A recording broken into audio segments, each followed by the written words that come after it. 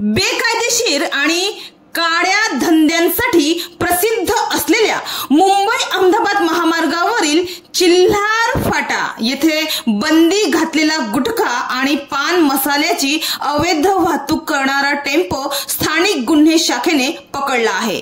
तर या कारवाईत टेम्पोसह 20,90,940 रुपयांचा मुद्देमाल जप्त करण्यात आला आहे। मुंबई अहमदाबाद महामार्गावरील चिल्हार फाटा येथील हिंदुस्थान ढाब्याच्या पार्किंग मध्ये उभ्या टेम्पोची तपासणी केली असता टेम्पो मध्ये गुटख्याचा साठा आढळून आला। या कारवाईत टेम्पोसह 20,90,940 रुपयांचा मुद्देमाल जप्त करण्यात आला आहे।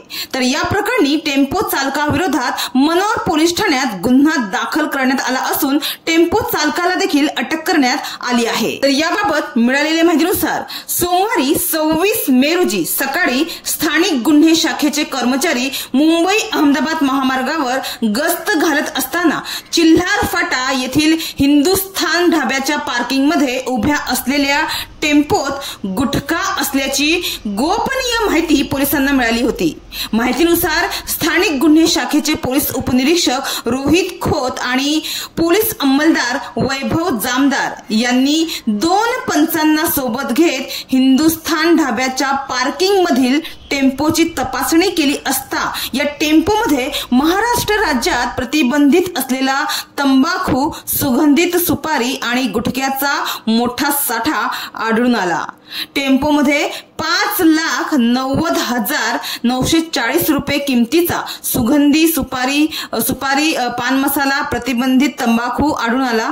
तर पोलिसांनी टेम्पो ताब्यात घेत टेम्पो चालक हितेश कुमार भगवान भाई प्रजापती वय वर्ष 28 राहणार नवसारी गुजरात याला अटक केली आहे। तर या प्रकरणी टेम्पो चालकाविरोधात भारतीय न्याय संहितेचे कलम 123, 223, 274, 275 सह अन्न सुरक्षा आणि अधिनियम 2006 च्या विविध कलमानुसार गुन्हा दाखल करण्यात आला आहे।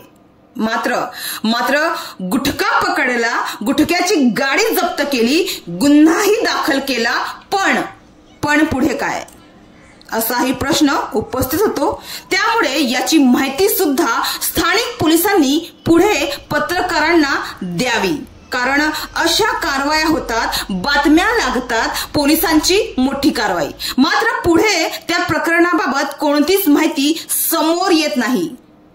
कारवाई केली म्हणजे विषय संपला असंच नियम आपल्याकडे पाहायला मिळतो। मात्र पोलिसांकडून प्रत्येक प्रकरणाची प्रेस कॉन्फरन्स घेणं अथवा कारवाई झाल्यानंतर त्याबाबत माहिती प्रसारित करणं आवश्यक आहे।